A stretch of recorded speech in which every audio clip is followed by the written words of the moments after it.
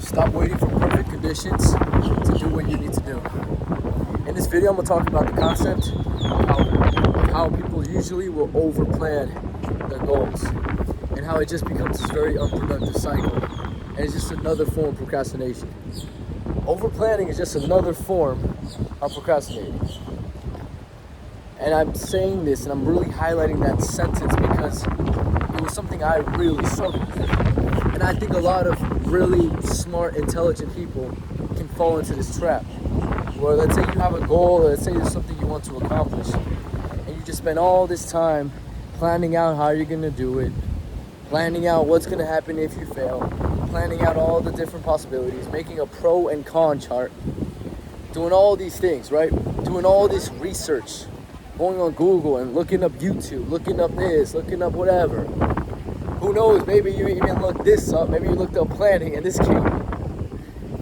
My point is, all this over planning is just another form of procrastination. It really is. What's interesting though, the question becomes, okay, but when do you know it's over planning, or what's the right amount of planning? What's the right amount of thinking about the action before doing it? Here's a nice solution. The moment you know your next step, take the next step. And you know what's interesting? There's almost always a obvious next step. Almost always, bro. And to a certain point, bro, like, even if you're not certain that's the next step, understand you will never really be certain. You'll never really be certain. So just fucking take it and make the mistake if it's the wrong step. Or make the accurate step if it's the right step. No matter what, just being more decisive and going for it will actually lead to you learning about the thing way more quickly than if you just keep trying to do research, keep trying to depend on other people for their life experience. And this is really the problem with reading books, which I feel like I talk a lot about how reading is overrated in a way.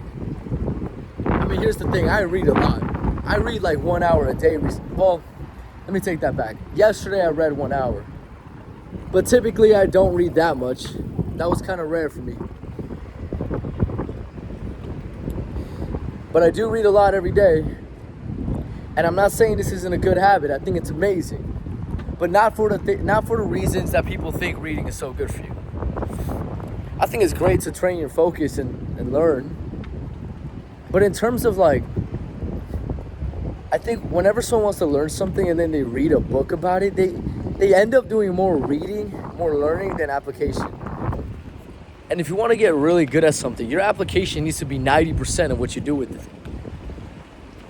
80%. Or just more than 50. Like, application comes first, bro. I'd rather have someone spend 8 hours a day practicing, playing, performing their instrument, their skill, and then spend 1 hour a day reflecting and doing research and improving their theory based on their mistakes, which is a critical point.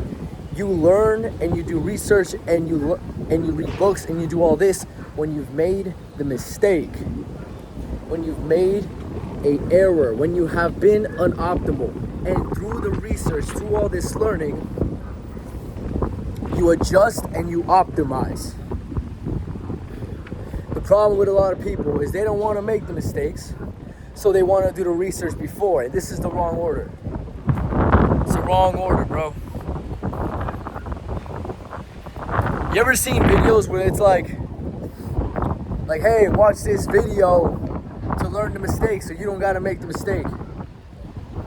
Or that concept of like, hey, I'm gonna tell you my mistake so you don't do the same thing. There's like a dark side to that, which is, it doesn't matter what anybody tells you, you're probably gonna still make the mistake. If you're bound to make the mistake, if you're bound to make that failure, you're probably gonna make it. If I told you right now, what I'm telling you in this video, you're not going to perfectly apply it in your life.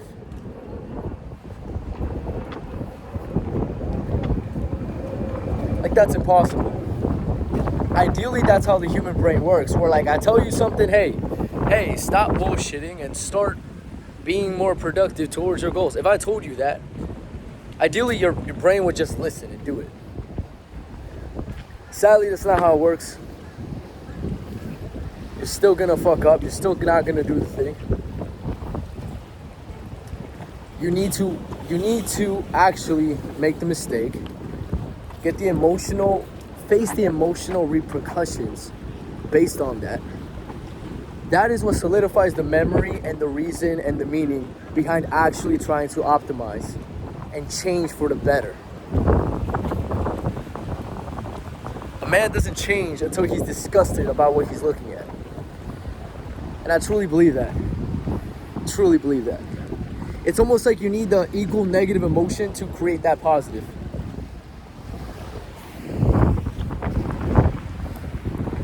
So in summary, stop over planning. Stop trying to think so much about the step you want to do. The moment you have enough information to execute the next step, even if you're not 100% certain, just be more decisive. Go ahead, go forward in that thing. And then if you do make a mistake, you can always learn and optimize and realize you needed to make that mistake to get the emotional reasoning and motivation to become better. It's necessary, man. So go out there, go forward. We'll talk soon. Peace out.